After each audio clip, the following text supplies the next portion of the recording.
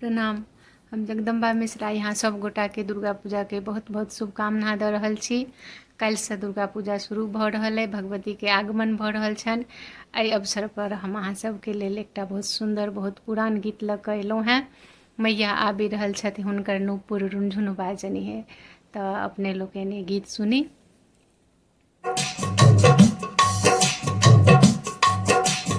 मैया आबि रहल छथि हुनकर नूपुर रुनझुन बाजनी हे।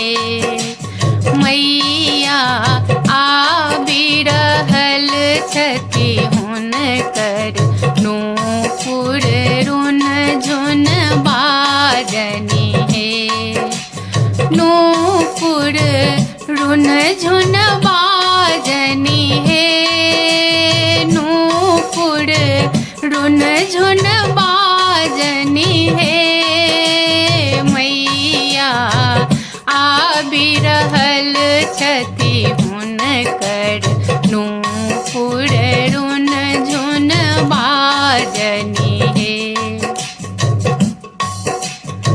सिंह चढ़ली एली माता भगवती।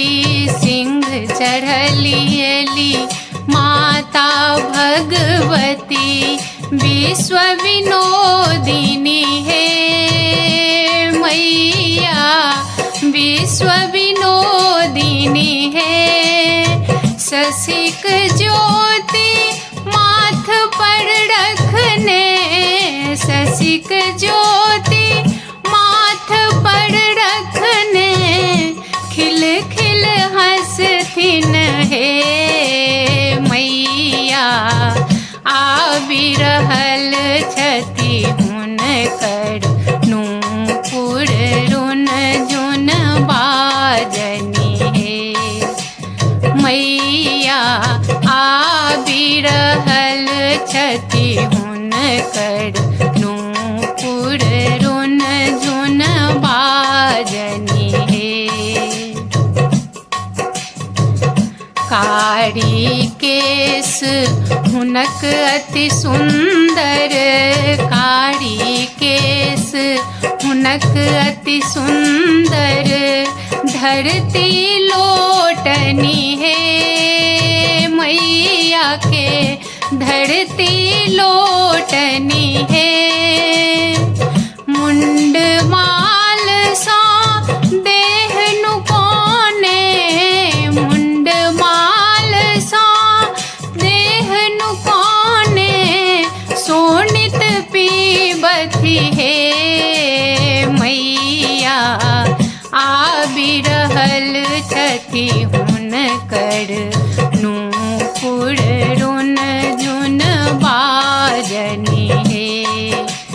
मैया आबि रहल छथि हुनकर नूपुर रुनझुन बाजनी हे।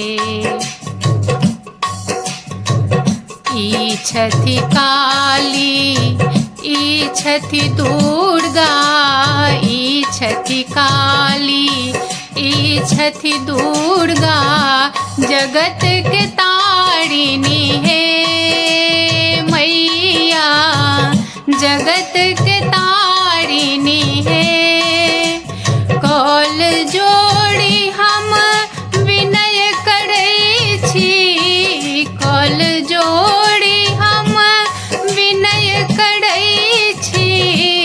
हमरो तारू हे मैया आबि रहल छथि हुनकर नूपुर रुनझुन बाजनी हे।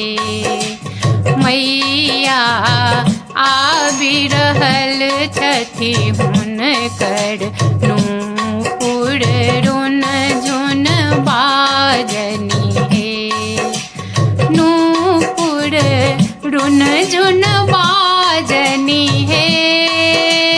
नूपुर रुनझुन बाजनी हे। मैया आबि रहल छथि छथि हुनकर नूपुर रुन झुन बाजनी हे। मैया आबि रहल छथि हुनकर नूपुर रुन झुन बाजनी हे। मैया आबि रहल छथि हुनकर